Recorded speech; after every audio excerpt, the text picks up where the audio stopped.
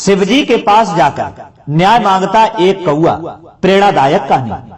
जय श्री कृष्णा मित्रों, दर्पण ज्ञान गंगा यूट्यूब चैनल में आपका पुनः स्वागत है। मित्रों, इस वीडियो में आज एक ऐसी कहानी लेकर के आया हूं जिसे सुनकर के आपको एक बहुत बड़ी सीख मिलेगी और आप अपनी जिंदगी में कभी मायूस नहीं रहेंगे। कहानी का शीर्षक है कि एक कौआ अपनी जिंदगी से मायूस होकर किस तरह न्याय मांगने पहुंचता है कैलाश पर्वत पर भगवान शिव के पास में, और किस तरह उस कौए को न्याय देते हैं भगवान शिव। तो आइए जानते हैं इस कहानी के माध्यम से। बस आपसे निवेदन है कि हमारी वीडियो की समाप्ति होने तक हमारे चैनल पर बने रहें, और यदि आप हमारे इस चैनल पर नए मेहमान दर्शक बनकर के आए हैं, आपने अभी तक हमारा चैनल सब्सक्राइब नहीं किया है मित्रों, तो आपसे अनुरोध है कि आप हमारे चैनल को भी सब्सक्राइब जरूर कर लें और बेल आइकन घंटी को भी अवश्य दबा दें, क्योंकि आपका एक सब्सक्राइब हमारे लिए बहुत महत्व रखता है।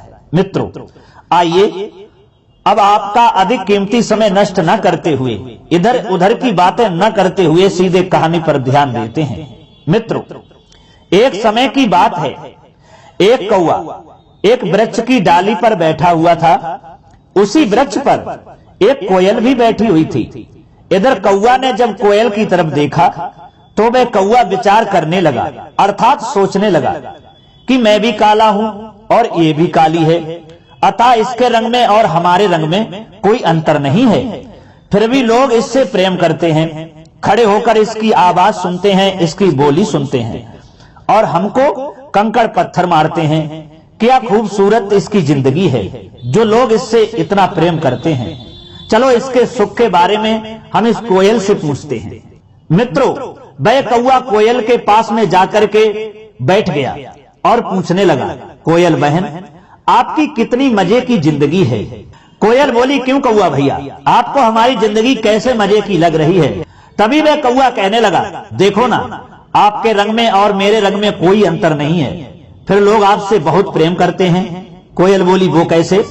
कौआ बोला, देखो, जब आप बोलती हैं तो आपकी मधुर बोली लोग खड़े होकर सुनने लगते हैं और प्रेम मुक्त हो जाते हैं।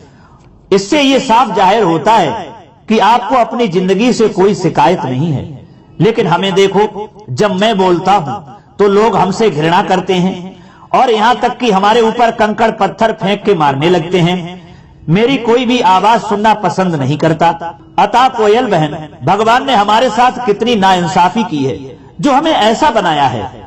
अब तो हमें अपने शरीर से घृणा होने लगी है।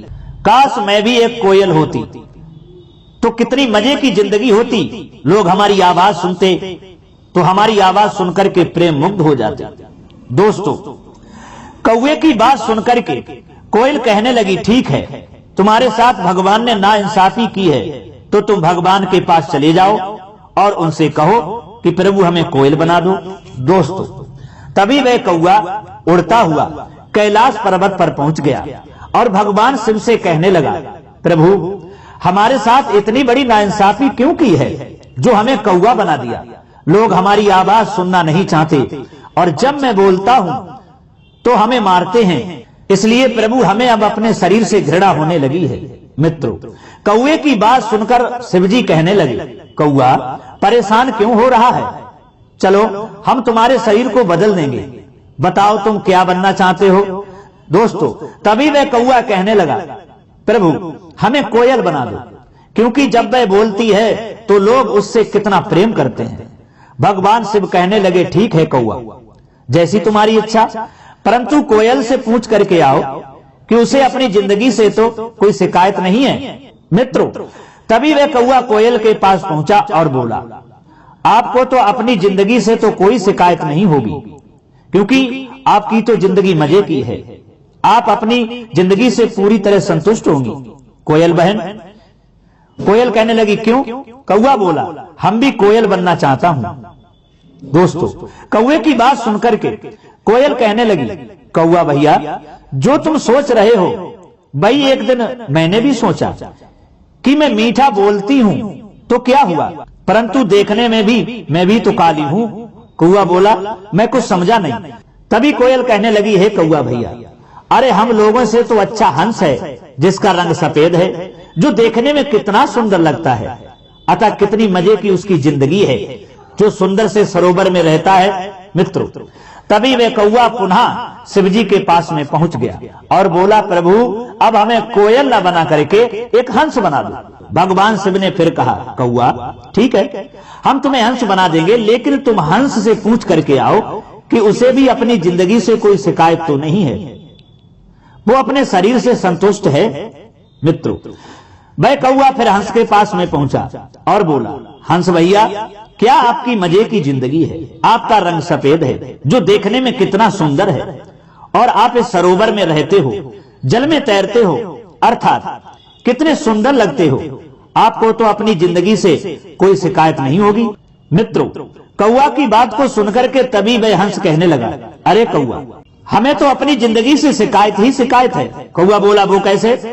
हंस बोला, देखो ना, भगवान ने हमारा ऐसा कलर बनाया है, बिल्कुल मुर्दे के कफन जैसा बिल्कुल सफेद बनाया है, और मैं हर समय जल में ही तैरता रहता हूं, मोती जैसे पत्थरों को खाता रहता हूं। लोग जब हमें देखने आते हैं तो मार मार करके हमें उड़ाते हैं और हमारी फोटो खींचते हैं।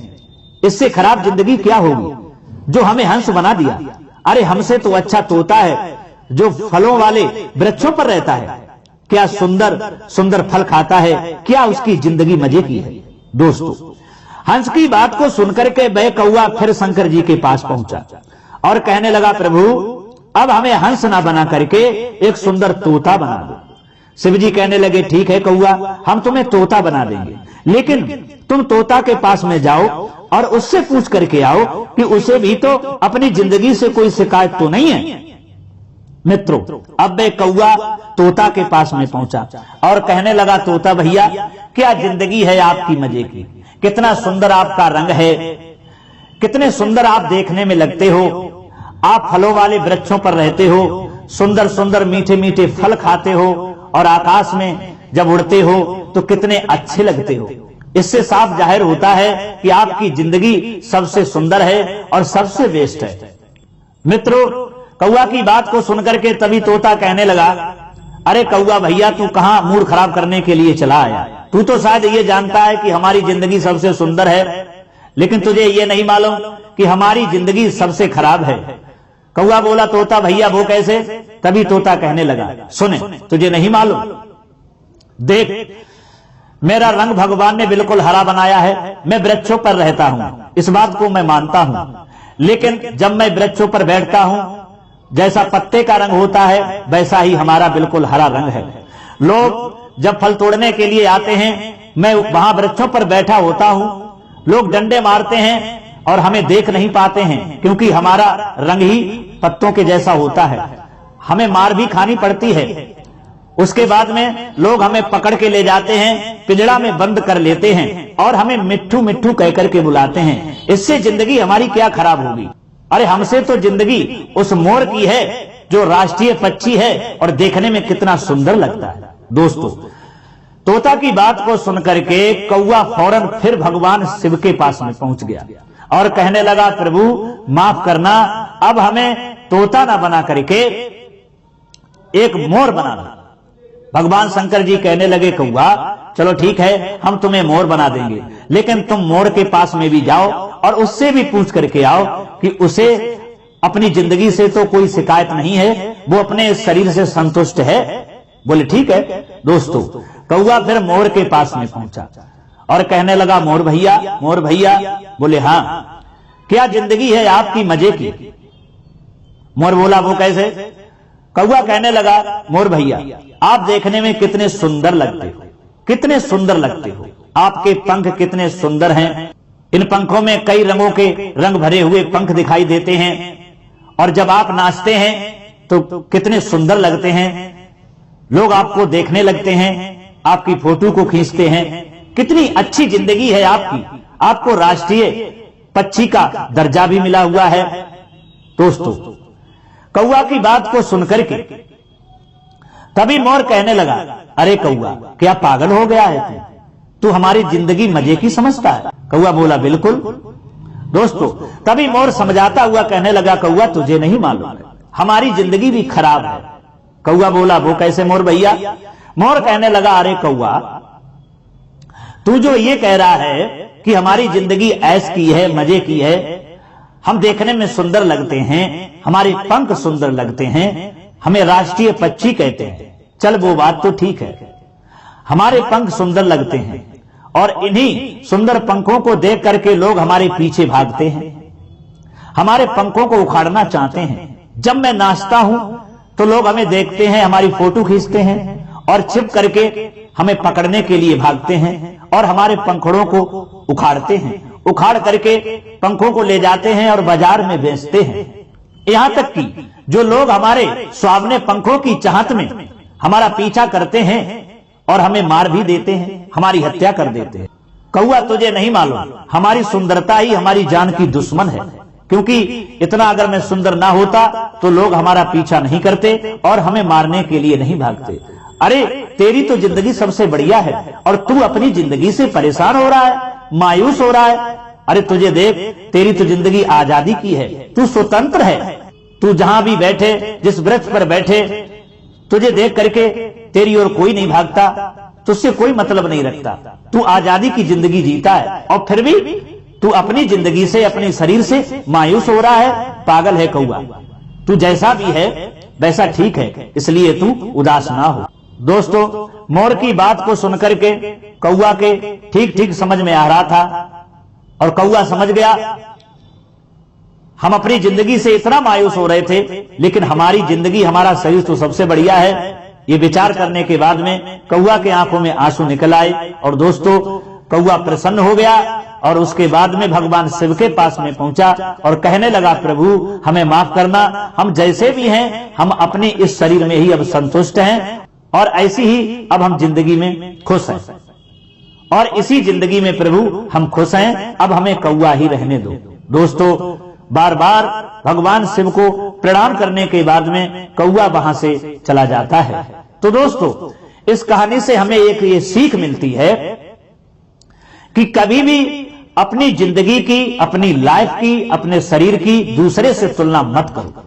भगवान ने जैसा भी हमें बनाया है अच्छा ही बनाया है, जैसा भी हमें बनाया है इस दुनिया में कुछ सोच समझ करके ही हमें बनाया होगा। दूसरों को देख करके हमें जलना क्यों? दूसरों की सुंदरता को देख करके हमारे अंदर मायूसी क्यों? दूसरे की धन और दौलत को देख करके हमें जलन क्यों? भगवान ने जैसा कुछ बनाया हमें अच्छा बनाया, जो भी दिया भगवान ने बहुत कुछ दिया, जो भी हमें मिला है उसमें ही संतुष्ट रहना हमारी इंसानियत है और हमारी जिंदगी है। तो दोस्तों, कैसी लगी हमारी ये कहानी? अगर ये कहानी आपको पसंद आई है, अच्छी लगी है मित्रों, तो हमारी वीडियो के लिए एक लाइक कर देना और कमेंट बॉक्स में जरूर बताना और हो सके तो अपने मित्रों के लिए भी शेयर कर देना। फिर मिलेंगे अगली वीडियो में किसी नई ज्ञान चर्चा के साथ में, अर्थात किसी नई मोटिवेशनल कहानी के साथ में। तब तक के लिए सब्सक्राइबर बंधुओं एवं दर्शकों के लिए राधे राधे, जय श्री कृष्णा, ओम नमः शिवाय।